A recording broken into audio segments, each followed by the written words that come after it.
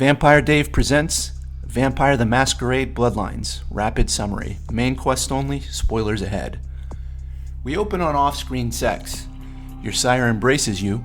You wake with bloody neck holes that disappear as two vampires bust in with stakes. You're detorpored on a stage at the Nocturne. There's an audience of important kindred you don't know yet. On stage, Prince LaCroix explains the guy or gal who bit you didn't ask his permission, which is a big no-no. So a sheriff makes them a head shorter. Before LaCroix can sentence you, Nines, the Anarch leader, calls BS, literally. Murmurs all around. Seems the prince's grip on the sitch is tenuous. He spares you, but sends you on a suicide mission to get his way anyway. Exit to a back alley where biker vamp Smiling Jack offers an optional fatherly crash course on your changing body, the tenets of the masquerade, and the State of the Union. Fade in on a pawn shop apartment in Santa Monica. Your email says to meet Mercurio at his apartment. He was supposed to give you a bomb, but when he went to get it, he got robbed and beaten instead. So, you go to the beach house to get the bomb in any of many ways, depending on your playstyle. You're supposed to blow up a Sabat warehouse. They're your chaotic evil vamps who endanger everybody with their tomfoolery. Plot twist, Bertram Tongue, the Nosferatu agent with the deets on the place, has been driven into hiding by the would-be Baron of Santa Monica, Therese Foreman.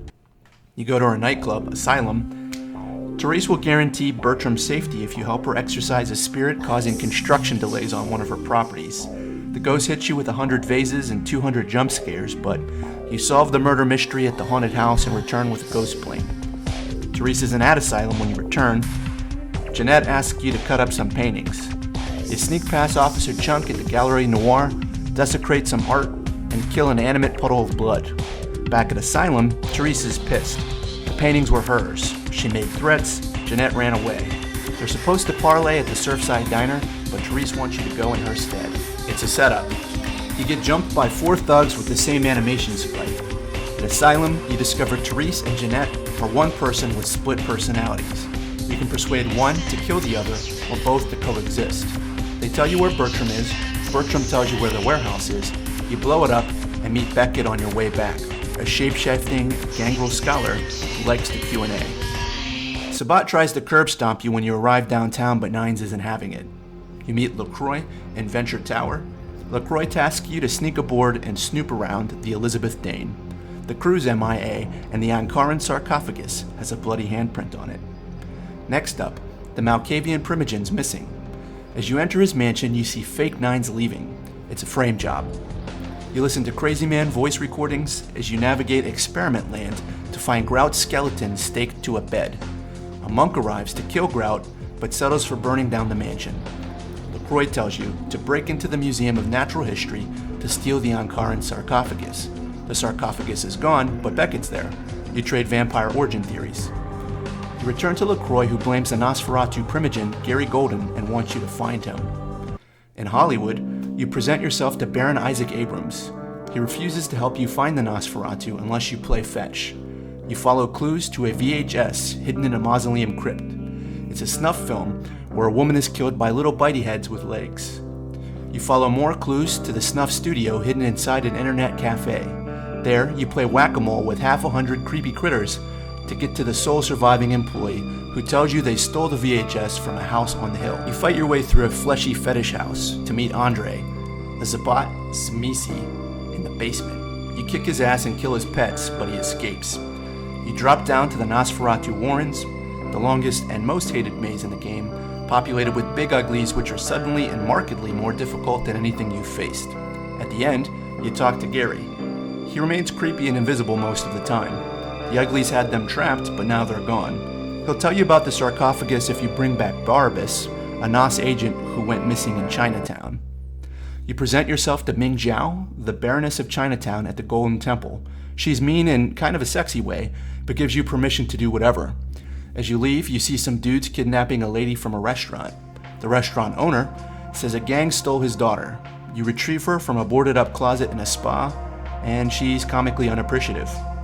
The restaurant owner refers you to an ex-gang member who tells you where to find the gang leader before being shot full of holes by the gang snitch patrol. You kill or sneak your way to the gang boss and then kill him because a guy on the TV screen asks you to do so. He's the Mandarin, and he has Barabbas at the Fu Syndicate. The place is a lab run by humans studying vampire vulnerabilities. You dodge your way through death traps with commentary, bust out, kill everyone, free Barabbas, and then take a phone call from Gary, who tells you the sarcophagus is at the Giovanni mansion. They have it because he told them where it was first. No hard feelings. You choose your own adventure to get inside, maybe fight and kill Bruno Giovanni, the clan capo, and then slip into the catacombs beneath the mansion. At the end, you find the sarcophagus protected by a pair of Kuei-jin strong-arms, who reveal that LaCroix and Ming Zhao are in league. LaCroix throws a hissy fit when you return with the sarcophagus, but he can't open it. Beckett knows someone who might know something. Of course, the Society of Leopold, a hunter faction, holds that someone in involuntary protective custody. So, you go get him. The place is full of guns and gunners. You navigate their high-grade hate tech, eat their faces, and boss fight the arsonist monk from before. You find out you need a key to open the sarcophagus. Downtown, someone's done a number on Venture Tower. Croy says it was Sabat. He wants you to kill Andre at the Hallowbrook Hotel. You kill Sabat vamps, humans, a flame-toting Tremere anti-tribu, and then Andre in battle form. LaCroix says the Camarilla needs to team up with the Anarchs to defeat the Sabat. He asks you to find Nines and deliver the message. It's a setup. Cue forest fire. You and Nines are attacked by werewolves. You either have to survive long enough for a slow-moving escape trolley, impossibly intuit how to kill the werewolf with a wall, or fight to find out that White Wolf is called White Wolf because they like werewolves better. Smiling Jack waits at the trolley stop to smuggle you to Santa Monica. The Prince put out a blood hunt on you for BS trader stuff. You kill your way to the cab driver outside the Sunco gasoline. He's Vampire Daddy Kane. He'll take you to whatever group tickles your fancy. To go Team Kuei-jin, you meet Zhao and then kill your way to the Prince. To go Team Diablo-risk LaCroix, you meet with him and then kill Zhao. To go Anarch, you meet with Nines and then kill both. To go Camarilla, you meet with Strauss and then kill both. To go Independent, you don't meet with anybody, but kill both. So, Ming first. It's Crossbow City in the Golden Temple. You kill Eastern Kindred, that's PC for Asian vampires. There's blade traps, secret doors, and jade statue puzzles. Ming Zhao goes all tentacle demon and then spawns little mini clones.